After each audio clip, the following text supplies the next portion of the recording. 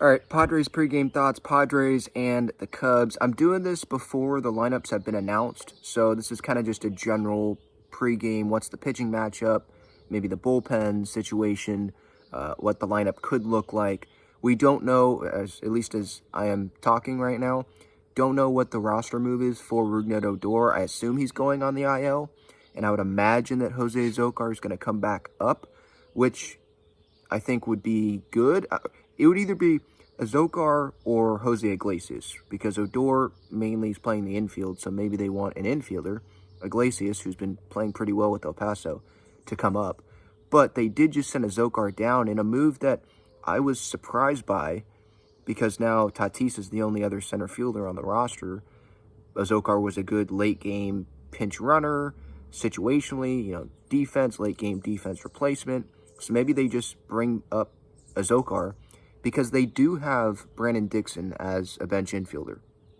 And so they have, obviously, Manny, Bogarts, Kim, Crony, Carpenter, who can play first, Sanchez that can DH if Carpenter is playing first, Crony can move to second, obviously, and they have Dixon, who can play first, he could play third, and he can play some outfield. They also have Alfonso Rivas. So I would think it would be Azocar, because they have a couple infielders that they can use. So I don't know if they're going to bring up another infielder. I mean, Iglesias, from what I've seen, the stats, like, he's been doing good. But just, I think it's best for the Padres to have another outfielder. And then today, Drew Smyly against Yu Darvish. Remember, it's a late game today. It's not at 5:40. It's on FS1, so that might be the reasoning why. Darvish and Smyly, both of them coming off of not great starts. Smyly, I think, gave up 5 runs in his last outing. Darvish obviously had a bad inning against the Yankees, was leaving a bunch of pitches over the middle of the plate. So obviously the key for him is to really refine that location. Like, make sure that he's hitting his spots. Because if he's not and he's leaving balls over the middle of the plate, I don't want to say that the Cubs are going to smack him around like the Yankees did. I think the Yankees have a better offense, but it is a major league lineup that they're facing. There are good hitters in that lineup. Nico Horner, Dansby Swanson, I could go down the line. So, I mean, we saw Dansby have the home run yesterday. So, obviously, not missing location is going to be big. Austin Nola is expected to start. And with Gary catching last night, I think Nola would catch today. Kevin Acee has reported in the Union Tribune, I think he reported it yesterday, that Nola, so he's scheduled for today, but he might not be Darvish's catcher if he continues to struggle this much offensively. Sanchez, he caught Darvish's bullpen session on Thursday, so I think Sanchez is trying to build, or the Padres are trying to have Sanchez start to build that relationship with Darvish, because they're anticipating Nola to continue to struggle offensively, because why would you anticipate him to start hitting amazingly well offensively? He just hasn't shown that with the Padres, really.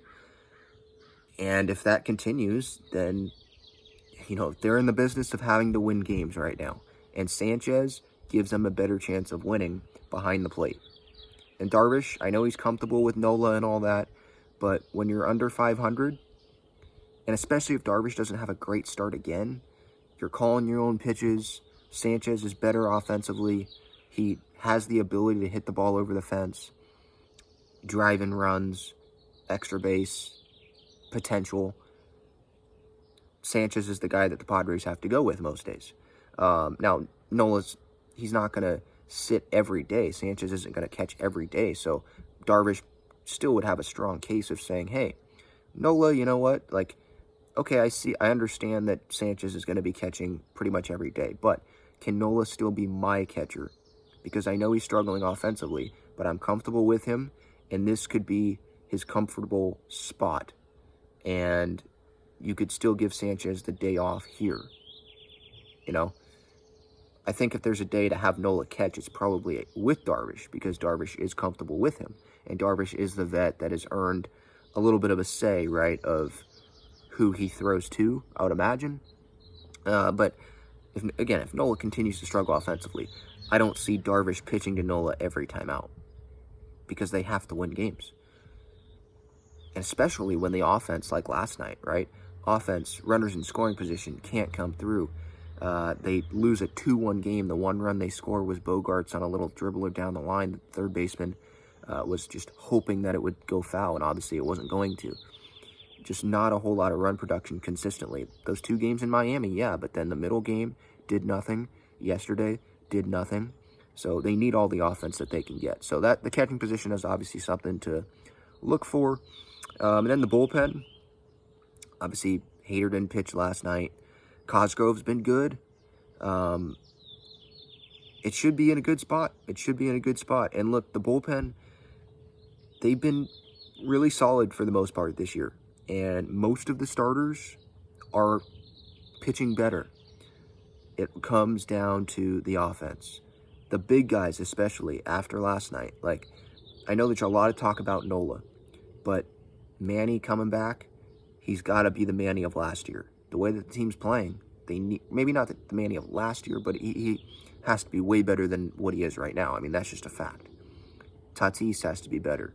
Bogarts has to pick it up. Crony has to pick it up. Those long-term guys that are going to be here, the core of this team, they have to pick it up, especially against teams like the Chicago Cubs. These are teams that you need to beat. I'm okay, sure, splitting the Mariners 2-game set here at the end of the homestand. All right.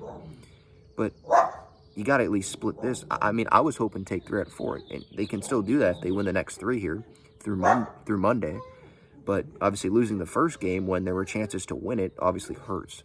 So, yeah, getting a win tonight would be big, especially when you weren't able to get the win on the walk-a-day, right? So make up for that with the win tonight.